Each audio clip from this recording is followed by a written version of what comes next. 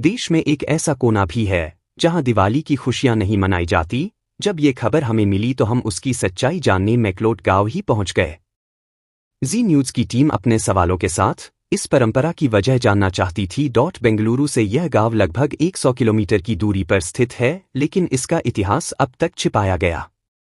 दरअसल इस गांव में बड़ी संख्या में आयंगर ब्राह्मणों को टीपू सुल्तान ने मार दिया था। कई सौ वर्ष पुरानी यह घटना है जिसे इतिहास के पन्नों में जगह नहीं दी गई। लेकिन कहते हैं ना कि मौखिक इतिहास कभी मरता नहीं है। पीढ़ी दर पीढ़ी वो इतिहास चलता आया और आज भी यहाँ के लोगों के मन में टीपू सुल्तान का वो खौफ बना हुआ है जो उसने नरसंहार किया था। मुस्लिम शासक टीपू सुल्तान की वजह से ये गांव कभी दिवाली नहीं मनाता। इस परंपरा के माध्यम से ये गांव टीपू सुल्तान और उसकी छवि के प्रति अपना विरोध जताता है। टीपू सुल्तान को हमारे देश में समाज का एक बड़ा बुद्धिजीवी वर्ग महान शासक मानता है, लेकिन जब आप इस गांव में पहुंचे तो हमें टीपू सुल्तान की कहानियों का दूसरी पहलू नजर आया। मेलकोट गांव के लोगों की कहानी दुख भरी है। सवाल ये है कि आखिर क्या वजह थी जो टीपू सुल्तान ने ऐसा किया। इस सवाल का जवाब हमें चित्रा नाम की इस महिला ने दिया। चित्रा ने बताया कि टीपू सुल्तान ने श्रीरंगपटना में आयंगर ब्राह्मणों को कई सालों पहले इकट्ठा किया और नरसंहार कर दिया। टीपू सुल्तान तानाशाह था। महिला ने आरोप लगाया कि इतिहास बहुत सही से नहीं लिखा गया। इतिहास को तथाकथित लेफ्टिस्टों ने लिखा।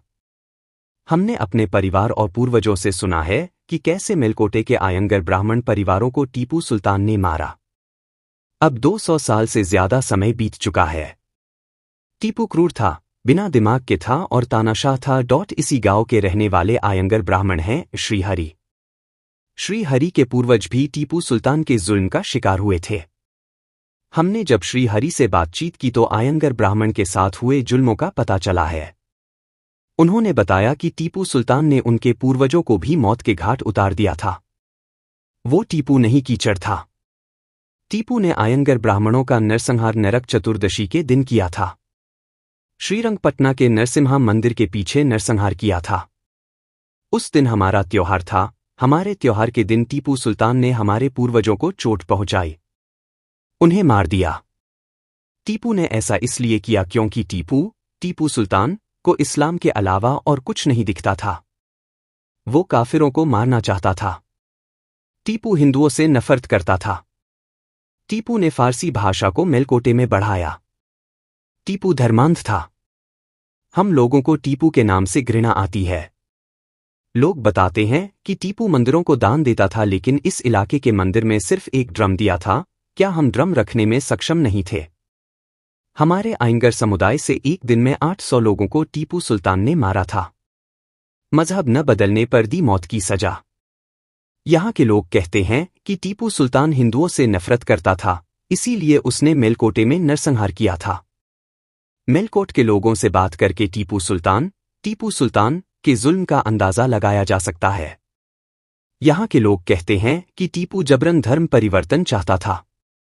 जिन लोगों ने इसका विरोध किया उनकी आवाज हमेशा के लिए दबा दी गई। नरक चतुर्दशी के दिन सभी लोगों को बुलाया, जिसमें बच्चे, महिलाएं और बूढ़े भी थे। मंदिर के पास बुलाकर लोगों को टीपू सुल्तान ने मरवा दिया। उस दिन के बाद से मेलकोटे में दीपावली नहीं मनाई जाती है।